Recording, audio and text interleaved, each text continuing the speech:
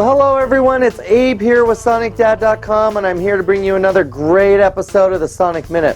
Now, recently we released an episode where we taught you how to make the werewolf gloves. My beautiful wife and my cute little son made those werewolf gloves. Well, we learned that from Kevin Foutz, and I asked you, would you like me to get Kevin here on the set? And the overwhelming response was yes!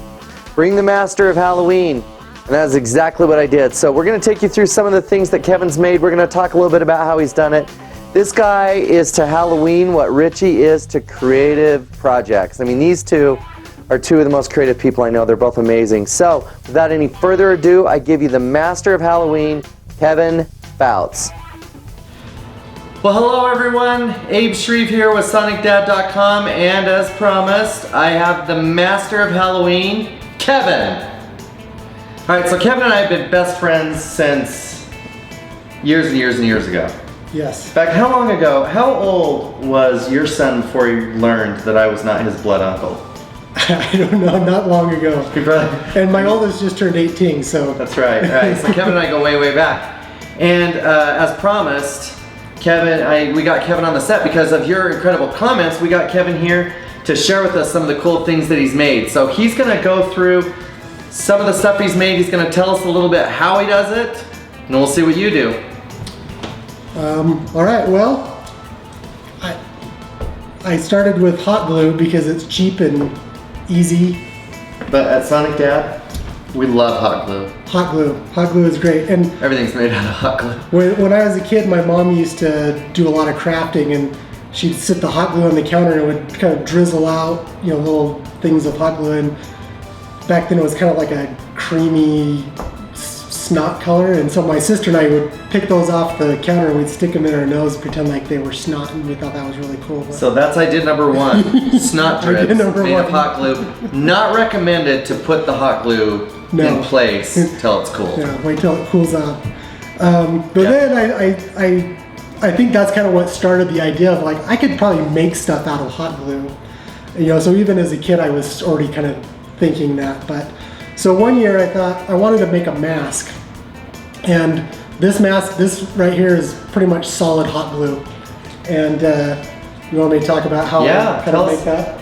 So we reveal the details. Yeah, so I started off, I bought one of these cheap plastic masks as a base, you know, stuck it on my face, lined up, you know, where the nostrils line up, you know, my hairline and stuff like that, so I knew where to cut, and then just started putting layers.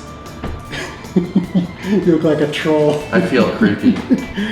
Anyway, so put layers on, which it turned out pretty cool, kind of a burn victim look with that, just with the layers of hot glue. But the problem I didn't realize until I finally peeled this off the plastic mask is that the heat from the hot glue had melted in the nose and areas on the mask. So the next year I tried another one, and what I did to combat that was I stuffed the mask full of wet toilet paper and stuck it in the freezer, so I had a rigid cold surface to work on. So as I started laying the hot glue on, it didn't melt it in as much, and so it fit a lot better with this kind of this beast wolfman with horns kind of thing. And then there's just, you know, some others that were other variations. This was actually one I did for my son that wanted to be a creepy clown one year. Another one. It's an exceptionally creepy clown. So this one's given lots of nightmares. Now this one's my very fave, Kev. Tell us a little bit about this one here. That one, I based that kind of on a Lord of the Rings kind of a look. There's the guys that they drive the big elephant things in one of the battles, and those guys are bald, but I had kind of a dreadlock wig, but I basically just hot glued in little rings like they were piercings and everything, and all these, once you build up the hot glue, all the paint and everything's just acrylic. So just some of them I put in like my airbrush, so I had a more even surface, but others I just brushed right on.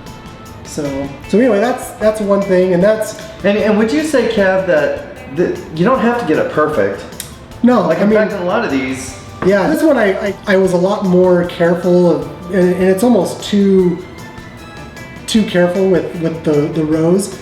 The thing I didn't mention was this year, this looks a lot more smooth, but still pretty organic. And what I did is I built it up just like either of these. But once I had the bulk of it on there, is I took a heat gun and I just hit it with the heat gun a little bit, and it would just kind of meld together to smooth out the surface. So that's kind of what I did on these to get a little smoother look. So very cool. Anyway, should we go to this one here? Sure. So that one, in the previous video that Abe shared, there was a few photos, and one of them was my oldest son when he was younger, dressed up as a Uruk-hai orc from Lord of the Rings, which is what he wanted to be. And I made him a full suit of armor out of this material. It's called Sentra, and I just got it from a local sign shop. In fact, when I went and asked for them, they had a scrap piece, and they just said that I could have it, so it was really cheap and easy.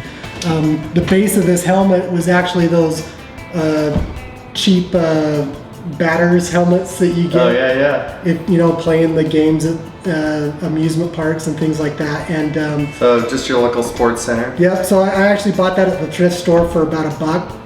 Cut the brim off of it, and then I just cut the different pieces of the Sentra. The Sentra is really cool because you can heat it up with a heat gun and then bend it and shape it, and then once it cools, it retains the shape. So once I bent all my pieces, created a pattern, I riveted it together. I used some hot glue to kind of create some of the contours and things like that, and then I just spray painted it with some of that hammerite type paint. Of course, this one has a little bit of hair. Yeah, we hot glued some hair, and I don't know if no one loves a bald orc. Wow. It's a little small probably for your head. Slightly small. But anyway, but yeah, so that. What's the stuff called again? Sentra. And you just with an S. Just use a heat gun and you can mold it any way you want. Yep. You can shape it, and then it'll hold its shape. Once the plastic cools, it'll retain the shape. Very It's not ideal. It can be a little brittle if it gets dropped or hit too hard. It'll break. But there's other materials that I've seen people make armor out of, but it was pretty cheap and easy to do. It takes time, but it's a workable material. Let's go to this fella next. Okay, so this is also a hot glue mask like these, but what I did is I built up the base, the brow, the cheekbones, and everything, and then afterwards I also created a jaw. This is kind of an in-process solid hot glue piece that I played with a while back, and what I did is I used kind of elastic band material to hinge the jaw to the upper piece, and all of these have Velcro to strap it to your head. But once you get it on there, when I open and close my mouth, the mouth moves on this guy and stuff. So and once I basically did all that, I got burlap and actually just hot glued burlap directly to the hot glue base. So, and this is a cool one. I have history with this one because I was in the haunted scarecrow costume passing out candy, but I looked like I was just like a stuffed skeleton, and then the sign with the candy said take one, and I couldn't see. And some poor little girl came up and got a piece, and of course I went "Bleh," and just scared her to death, and I felt really bad I scared her, and I felt equally bad that her massive father over there had a very concerned look on his face, like he should. Yeah. So we developed some signals. Yes. If Kevin said he's nice, he's nice. I didn't scare the kids. We knew that they were a younger age group, yeah. But I've scared adults in this. I've had a father bringing a child to a birthday party where I was wearing this, sitting on the porch, that the dad screamed like a little girl. And then he tried to blame it on his daughter. Awesome. So, let's go with this one. Okay, this right here, and you can get creative with something like this. This actually is a trick-or-treat bucket that's was normally this way. The hole was there with the little handle, just the plastic trick-or-treat bucket. And what this is all on it, and I've seen this done with paper mache, but this is actually just heavy-duty trash bags, like black industrial trash bags. You can get them at like Harbor Freight or places like that. And then you wrap it up, and then you take a heat gun to it, and it basically kind of heat shrinks the plastic to whatever you're doing it to. So this here, all this up here is just solid plastic bag. That's just the plastic bag material? Yeah, it's just twisted up and heated up with the heat gun to get it, and it just kind of melts together. And then once it all was done like that, I just brushed paint, kind of dry brush paint onto it with acrylic paint. Now heat guns are actually not very expensive. No. Now you can get them. You can here in the U.S. you can get those at a local super center for $12. I mean, they're very inexpensive. Yeah, I've done this on a larger scale with some bigger pumpkin heads, some big trick-or-treat buckets that I bought at Target for like $6, and I actually cut faces into the backside of it, heat shrunk the stuff, and then have those on top of some big kind of fence pillar things that we bought for our front yard for Halloween.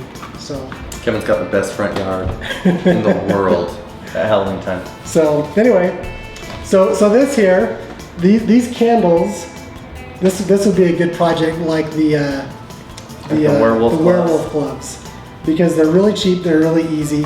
I always like, you see a lot the LED candles you can buy at the store for Christmas and things like that. And the big ones that are nice, they're kind of expensive, but I wanted kind of more of a creepy, drippy candle thing, and I didn't want to spend a lot of money like on the big ones. So these small little tea light candles you can get in packages for pretty inexpensively, especially around Halloween and Christmas time. So what these are is a toilet paper roll. So you take your toilet paper roll, or even a paper towel roll if you wanted a taller candle, or you could even go with something bigger if you wanted, but I wanted the smaller diameter for my candles for this candelabra that I got at the thrift store. So kind of cut an uneven top edge, and then you need some type of a shelf to sit your tea light candle in. So I used just kind of some insulation foam that I had in the garage, used the roll as a pattern. You could actually shove a wad of toilet paper in there and just hit it with some hot glue. Yeah, anything like that. I just do this I did these with the foam. I just set it in to about where I want it, and then I hit it with a little bit of hot glue just to hold it in place. And then once you've got that all done, you can just start building up layers and drips of hot glue. And then again, it's just painted with acrylic paint. Yeah. So very, very cool. Well, Kev, what would you say to somebody that's interested in doing this and would like to do more? Well, I'd say be creative. I know there's a lot of places online you can get ideas, but I mean, really, you're only limited by your creativity.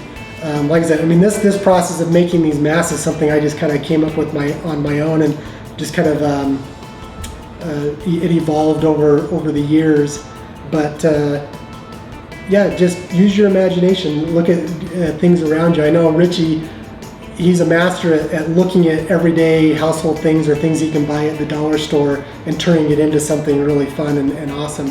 And I mean, my kids love, we have cousins or other people come over, and the kids always want to get out the masks and chase each other around and be monsters and evil clowns and things like that, even when it's not Halloween time. So evil Christmas clowns. There you go.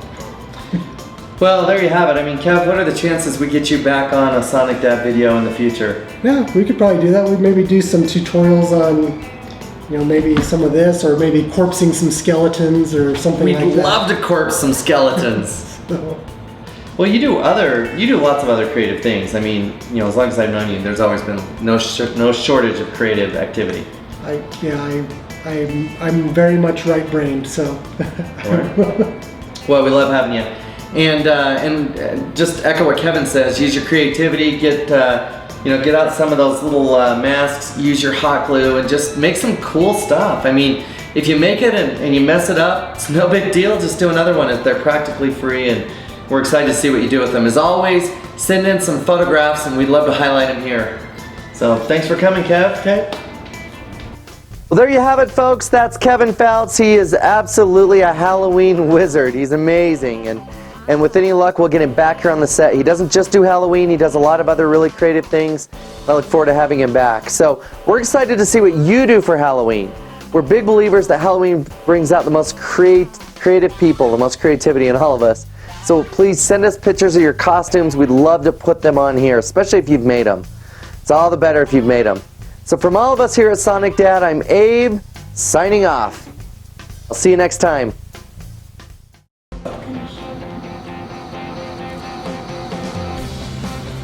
Creepy. If